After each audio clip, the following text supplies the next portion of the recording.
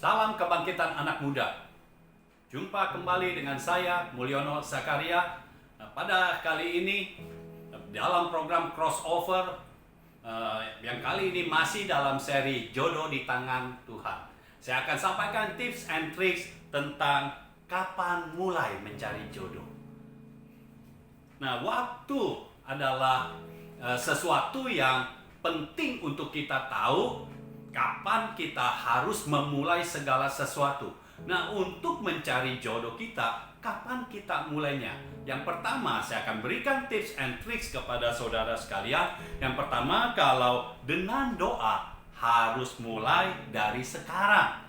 Ya, dari sekarang saudara doakan, minta Tuhan pimpin supaya saudara bisa berjumpa dengan jodoh yang benar-benar nantinya bisa melengkapi hidup saudara, bisa mendukung saudara, dan saudara menjadi lebih naik lagi di dalam kerohanian, di dalam berbagai area, pokoknya di dalam berbagai hal saudara lebih naik lagi. Jadi minta kepada Tuhan dari sekarang, ya. Doakan dari sekarang. Untuk saudara yang belum punya jodoh, doakan dari sekarang.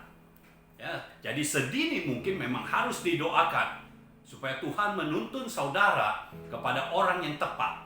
Lalu yang kedua, kalau saudara mencari dengan mata, ya tadi dengan doa mulainya dari sekarang. Kalau dengan mata, artinya saudara mencari secara fisik, lebih baik sebaiknya setelah lulus kuliah. Nah, mengapa saya katakan setelah lulus kuliah? Karena pertama, kalau masih sekolah atau masih kuliah, biasanya pandangan kita, sudut pandang kita cenderung subjektif. Segala sesuatu, dasar dari kita mencari jodoh, dasarnya adalah subjektif. Apa yang kita rasakan pada saat itu. Misalnya, kita suka karena orangnya keren, orangnya cantik, atau orangnya pintar olahraga, pintar dalam pelajaran, pintar dalam kuliah. Itu semua adalah subjektif. Atau orangnya kaya. Nah, itu subjektif. Nah, kita perlu kedewasaan supaya kita tidak memiliki sudut pandang yang subjektif. Lalu, kalau masih sekolah atau masih kuliah, biasanya masih belum serius, ya. Tidak ada keinginan nantinya nih mau sama-sama berumah tangga. Belum ada pikiran seperti itu. Jadi kisah cintanya masih belum serius, atau bahasanya itu cinta monyet. Nah, saudara tentu tidak mau hanya sekedar cinta monyet. Karena cinta monyet itu dimiliki oleh dunia ini, bukan dimiliki oleh anak-anak Tuhan. Anak-anak Tuhan tidak akan melewati proses cinta monyet. Anak-anak Tuhan akan melewati proses di mana mereka akan berpacaran dan selanjutnya mereka akan masuk di dalam satu rumah tangga, satu keluarga. Lalu selanjutnya, kalau saudara sudah lulus kuliah, diharapkan saudara itu jadi lebih serius. Karena tujuan bersatunya jodoh, bersatunya pasangan adalah untuk melangsungkan bersatunya di dalam rumah tangga. Ada keluarga yang bisa menjadi contoh bagi keluarga-keluarga lainnya. Sehingga hidup saudara bukan hanya secara pribadi engkau menjadi contoh bagi yang lainnya, tetapi keluargamu bersama dengan jodohmu itu, bersama dengan pasanganmu itu menjadi contoh juga bagi yang lainnya. Sekian tips and tricks dari saya. See you on the next level.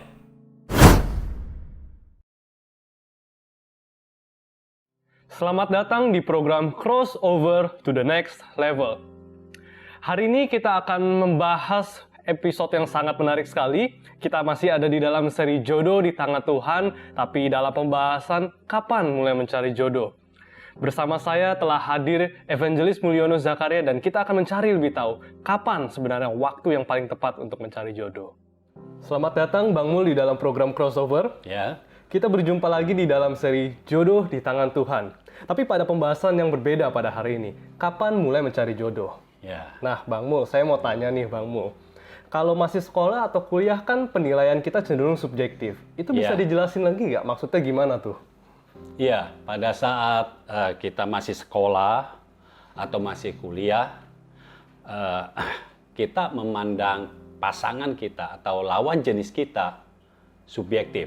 Iya. Jadi subjektif itu maksudnya kita lihat berdasarkan apa yang saat itu kita suka. Iya. Ya, misalnya kita lihat orang yang suka olahraga dan pintar olahraganya, ya, Iya. bagus olahraganya. Wah, kita lihat, wah ini orang bagus sekali, tubuhnya atletis, ya. Waduh, mukanya juga ganteng. Nah, begitu lihat langsung kayaknya, aduh, hatinya berbunga-bunga, Iya. ya. Jadi mau dekat, suka gitu. Tapi harus tahu tubuh yang atletis, ya, orang yang ganteng itu bisa berubah, Iya. ya, bisa berubah. Pada saat dia sudah tidak berolahraga lagi, mungkin tubuhnya sudah tidak atletis lagi. Iya. Lalu wajahnya yang tadinya mungkin cakep, belum tentu nanti cakep, tetap Iya. cakep gitu, ya, karena banyak debu nanti mukanya jadi belepotan, Iya. ya bisa banyak macam. Atau bisa ada orang yang suka karena ada lawan jenisnya yang pintar pelajarannya, Iya. ya. Semua mata kuliah, wah hebat. IP-nya di atas 3, cenderung ke 4. Wah, itu kan pintar banget. Iya. Tetapi ini juga tidak permanen. Iya. Karena waktu masih kuliah kan kelihatan pintarnya. Iya. Tapi setelah lulus kuliah, kerja. Iya. Nggak taunya kerjanya sama orang yang nggak pinter. Iya. Sama yang kurang pinter. Iya. Jadi orang yang pinter ini waktu dulu disukai, otomatis setelah selesai pendidikannya, waktu lihat ternyata kerjanya sama orang yang kurang pinter. Iya. Jadi rasa sukanya turun, Iya. memudar. Atau misalnya kita lihat orang lawan jenis kita, dia kaya. Iya. Di mana-mana suka traktir, Iya. ya. Ke kantin ditraktir. Iya. Waduh, ini kan enak. Iya. Sepertinya hidup aman. Iya. Tapi harus tahu, orang yang sekolah atau kuliah berarti dia bukan pakai uangnya sendiri. Iya. Pakai uang orang tuanya, Iya. atau uang dari mana nggak tahu, tergantung siapa yang membiayainya. Iya. Ya. Nah, kalau misalnya setelah orang tuanya, misalnya orang tuanya berbisnis, kalau orang tuanya sudah selesai, Iya. tidak bisa berbisnis lagi, apakah orang yang digandrungi ini tadi bisa melanjutkan usaha orang tuanya? Kalau Iya. tidak bisa, artinya kekayaannya akan hilang. Iya. Jadi kekayaan itu juga nggak permanen. Iya. Ya. Sehingga ketika sudah lulus dan dilihat, kekayaannya kok makin lama makin tidak ada, akhirnya memudar lagi. Nah, hal seperti ini, ya, waktu kita sekolah atau kuliah, kita melihat orang lain itu berdasarkan apa yang kita suka pada saat itu, ya, rasa suka itu karena bisa berubah-berubah. Iya. Karena itu perasaan. Yang namanya perasaan bisa berubah-berubah. Iya. Nah, yang pada saat itu rasa sukanya ada, nah, hal ini yang disebut orang kebanyakan adalah cinta monyet. Iya. Nah, sedangkan kita nggak mau dong di dalam kita menuju keluarga, Iya. ya, satu keluarga nanti kita itu melewati proses yang namanya cinta monyet. Iya. Karena kita anak Tuhan. Iya. Kita lebih dari sekedar monyet. Iya. Jadi kita tidak akan melalui proses itu. Iya. Tapi kita mau pada saat kita berpacaran, kita tahu nantinya pada saat kita bersatu, kita akan semakin kuat di dalam Tuhan dan kita semakin diperlengkapi untuk kita menunaikan tugas kerajaan atau tugas dari Tuhan.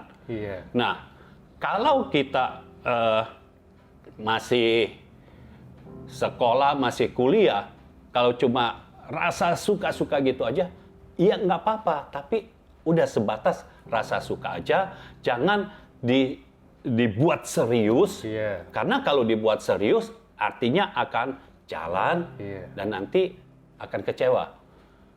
Sebisa mungkin di dalam hidup kita, kita berpacaran 1 kali, menikah 1 kali, dan meninggal 1 kali. Ya, seperti itu. Oke, berbicara soal penilaian subjektif nih Bang Mul, sebenarnya kita boleh nggak punya tipe atau selera dalam memilih jodoh kita? Tipe atau selera ya.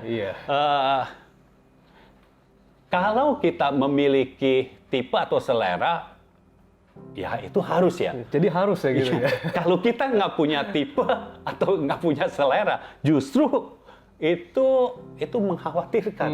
Kita ini seperti bukan makhluk hidup. Kita mesti punya tipe, kita mesti punya selera, itu tidak masalah. Tetapi sekali lagi, biar tipe atau selera kita bukan didasarkan atas perasaan kita, karena perasaan kita mudah berubah, perasaan kita itu naik turun. Tapi tipe atau selera kita itu didasarkan atas firman. Tetap kita memilih yang seiman dan seimbang. Jadi ketika dasar kita sudah kuat, tipe dan selera kita pasti akan mengikuti. Karena tipe dan selera itu bisa diatur. Diatur oleh kita sendiri. Kalau kita suka menghayal, nah ini tipe dan selera kita suka berubah-berubah. Kalau kita lagi menghayalnya, kalau yang wanita misalnya dulu suka membayangkan James Bond. Dulu James Bond terkenal, 007. Tapi kalau sekarang, siapa yang mau memikirkan James Bond? Karena akan berlalu. Itu sebabnya tipe dan selera kita harus didasarkan atas firman. Begitu dasar kita firman, udah kita punya tipe atau selera yang mana aja, pasti dasar kita yang atas firman ini yang lebih kuat. Kalau yang ini ada, nah inilah tipe kita, inilah selera kita. Dan ini kabar baiknya. Kalau Tuhan memberikan kita jodoh, jodoh yang akhirnya kita ketemu dengan jodoh kita. Nah, Tuhan akan membuat pasangan kita itu menjadi tipe kita, menjadi selera kita. Nah, Tuhan itu bisa mengubah hati kita, bisa mengubah perasaan kita, bisa mengubah selera kita juga. Sehingga kalau misalnya kita tidak suka, awalnya tidak suka, tapi akhirnya bersatu, Tuhan akan bisa buat kita, kita sangat suka dengan pasangan kita. Tapi bukan berarti Tuhan akan paksa. Enggak begitu. Enggak begitu caranya. Tetapi entah bagaimana di dalam kita ada yang berubah sehingga kita benar-benar suka dengan jodoh kita ini. Nah, itu uniknya Tuhan bisa mengubah kita karena dari awal kita diciptakan juga dengan unik. Makanya Tuhan bisa mengubah kita sedemikian rupa sehingga ketika kita berjumpa dengan jodoh kita, jodoh yang atas dasar firman itu, bukan yang atas dasar perasaan, pasti nanti kita akan suka dan ini adalah tipe kita. Ini adalah selera kita. Ya, seperti itu. Oke, Bang Mul.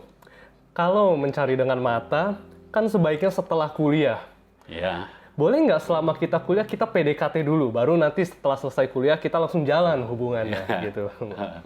Jadi waktu kuliah PDKT, supaya tidak buang-buang waktu ya. Iya, benar.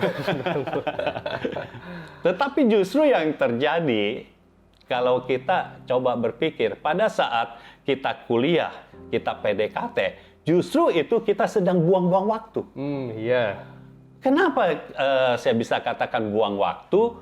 Karena pada saat kita kuliah, kita punya tanggung jawab. Iya. sebagai seorang mahasiswa. Iya. Pada saat sekolah, kita juga punya tanggung jawab sebagai seorang pelajar, sebagai seorang siswa. Iya. Tanggung jawabnya yaitu belajar. Sedangkan untuk mahasiswa punya tanggung jawab menyerap ilmu sebanyak mungkin supaya ketika lulus, artinya kita akan masuk ke dunia sekuler. Iya. Nah, ilmu yang kita peroleh di kampus bisa diimplementasikan di dunia sekuler, Iya. di dunia nyata. Iya. Ya, contohnya yang jurusan teknik sipil, mau jadi kontraktor. Iya. Pada saat kuliah kan diberitahu hitung-hitungannya. Iya. Kalau 2 lantai yang tingginya segini, tiangnya mesti berapa, Iya. kuatnya mesti berapa, terus daya tampungnya berapa, Iya. ya itu kan ada semua. Nah, kalau waktu kuliah menyerap ilmunya kurang, nanti pada saat di dunia sekuler atau di dunia nyata, pasti akan tanya kepada kontraktor lainnya. Iya. Sedangkan kita tidak tahu hitungan kontraktor lainnya. Karena banyak kontraktor yang menjadi kontraktor karena pengalaman. Iya. Iya. Ya. Nah, hitung-hitungannya bagaimana? Kan kita tahu, banyak bangunan yang belum waktunya roboh, sudah roboh dulu. Iya. Nah, kita harus menjadi pribadi yang berbeda. Iya. Waktu kita kuliah, kita menyerap ilmu sebanyak-banyaknya sehingga pada saat kita mengimplementasikan di dunia sekuler, itu tepat. Iya. Bangunan yang kita bangun tepat sehingga pada saat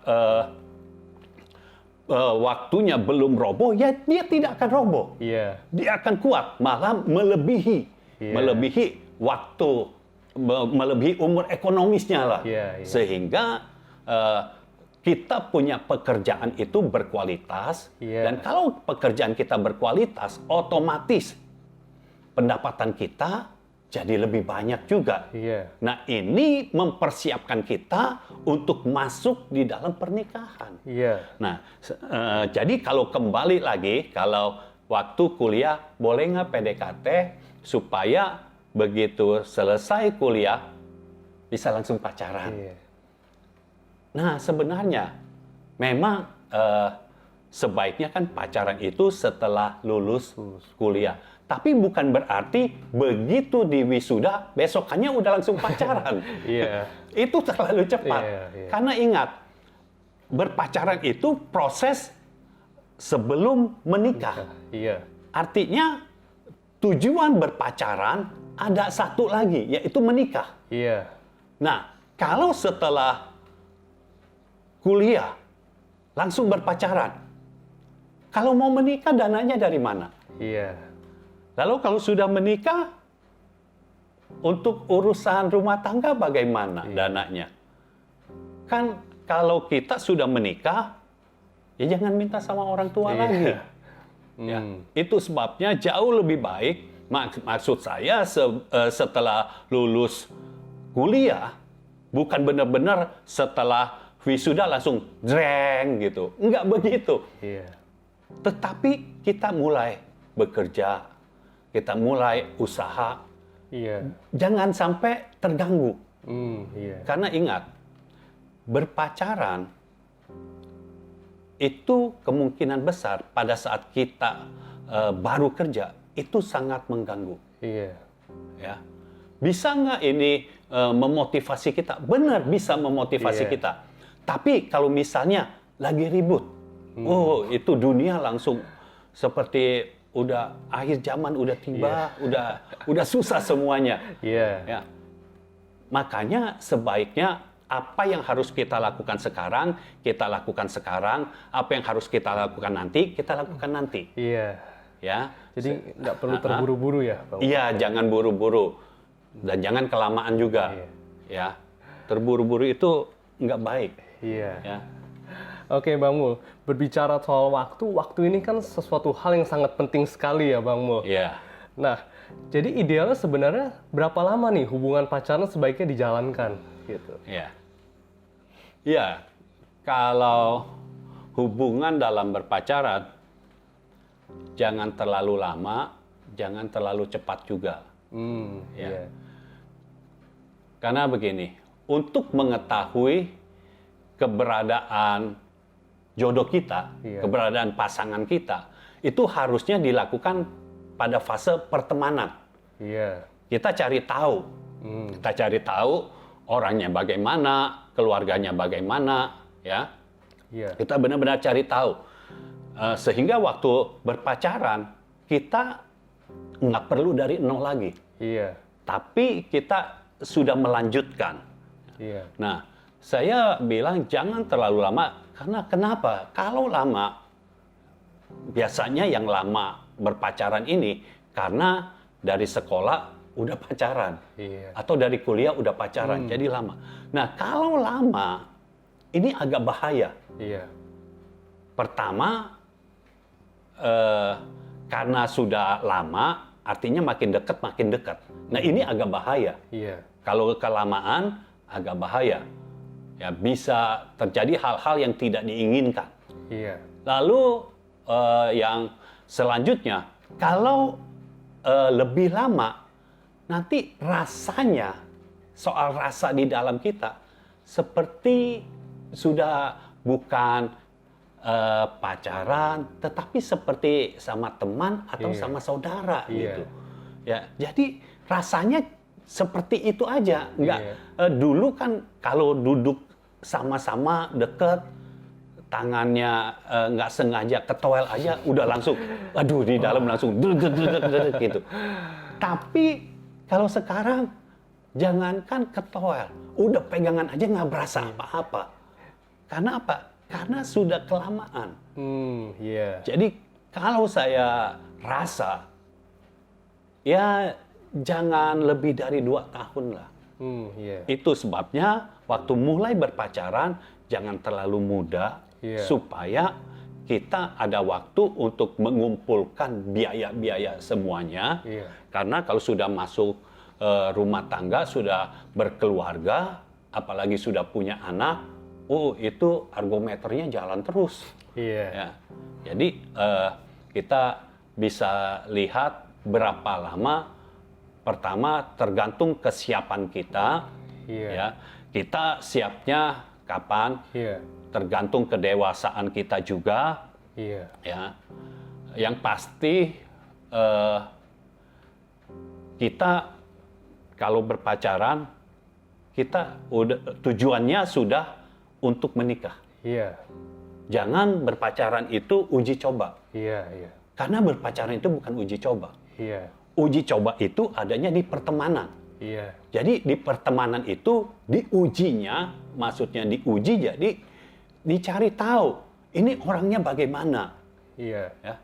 Karena biasanya kalau berpacaran, awal-awal semuanya kelihatan baik. Iya. Tetapi nggak taunya ini orang pemarah, Iya. ini orang boros, Iya. gitu. Nah, kira-kira begitu. Jadi jauh lebih baik kita persiapkan segala sesuatunya dan berpacaran, ya paling lama 2 tahun lah, jangan lebih dari itu. Oke, Bang Mu. Masih berbicara soal tentang waktu nih. Jadi, kapan dan apa patokannya untuk menentukan waktu yang paling tepat untuk kita menikah? Ya. Jadi untuk menikah, untuk berpacaran tadi Iya. udah cukup lah ya. Cukup. Udah cukup panjang lebar. Iya. Jadi kalau untuk menikah, yang pasti kita mesti siap. Iya. Kita harus sudah dewasa. Iya. Kita jangan kekanak-kanakan lagi. Iya. Pastikan kita nggak suka ngambek, tidak Iya. suka ngambek, karena Iya. kalau kita masih suka ngambek masuk pernikahan, aduh, dua-duanya kesian. Iya. Ya. Nah, tapi yang paling penting, secara finansial, secara keuangan kita sudah sudah kuat, Iya. sehingga pada saat masuk pernikahan kita nggak kekurangan, Iya. nggak hidup dalam kekurangan. Karena begini, sebagian besar masalah di dalam keluarga adalah uang. Iya. Sebagian besar masalahnya adalah uang. Kalau kurang uang, pada saat kita masuk dalam pernikahan, nanti jadinya kita bukan rukun-rukun aja, tapi ribut. baru Iya. masuk sudah ribut. Iya. Nah, kalau dalam keluarga sudah ribut, artinya kita bukan menghadirkan sorga di keluarga kita. Iya. Nah, jangan sampai buat neraka di bumi, istilahnya Iya, begitu. Ya. Jadi secara finansial kita harus kuat. Iya. Ya. Kita setidaknya kita tahu pada saat kita masuk dalam pernikahan, kita punya keuangan yang cukup. Iya. Ya. Lalu setelah itu kita mesti lihat juga soal restu. Iya. Pertama, restu dari orang tua. Iya. Karena kita harus mendapatkan restu dari orang tua supaya kita diberkati, Iya. ya. Dan supaya keluarga kita juga jadi panjang umur. Iya. Lalu jangan lupa restu dari Bapak rohani. Iya. Karena ini penting. Bapak rohani bisa melihat jodoh yang kita ada sekarang ini benar-benar sudah tepat apa belum. Iya. Bapak rohani bisa melihat itu, orang tua juga bisa melihat itu. Iya. Nah, jangan sampai orang tua khawatir karena pasangan kita tidak sesuai dengan yang dia mau. Iya. Dalam arti kata tidak sesuainya, pasangan kita itu sebenarnya kurang baik. Hanya karena kita berpacaran, jadi sepertinya yang kurang baik itu tertutup. Iya. Tapi orang tua kita bisa melihat. Iya. Karena ingat, biar bagaimana orang tua kita lebih pengalaman. Iya. Jauh lebih pengalaman daripada kita. Nah, 3 hal ini kalau sudah dapat, mungkin kita bisa melanjutkan. Jadi yang pertama, secara keuangan sudah Siap. cukup, ya sudah siap, sudah kuat. Lalu ada restu dari orang tua, lalu ada restu dari Bapak rohani. Kalau 3 hal ini sudah diperoleh, mungkin bisa melanjutkan. Iya. Ya, seperti itu. Oke, Bang Mul. Pertanyaan tadi menutup episode kita yang kali ini. Terima kasih Bang Mul sudah datang di dalam program Crossover. Ya, terima Tuhan kasih. Yesus memberkati. Demikian saudara untuk episode hari ini. Bagi saudara yang merasa diberkati dengan episode hari ini, saudara bisa share kesaksian saudara pada kolom komentar di bawah ini. Program Crossover akan tayang setiap hari Selasa pukul 7 malam. Saudara bisa klik like dan subscribe channel YouTube Mulyono Zakaria. Dan jangan lupa untuk klik loncengnya. Saudara juga bisa follow Instagram JGF Indonesia. Kita akan berjumpa lagi di dalam episode selanjutnya yang pastinya tidak akan kalah menariknya. Saya David Alexander, kita berjumpa di episode yang selanjutnya.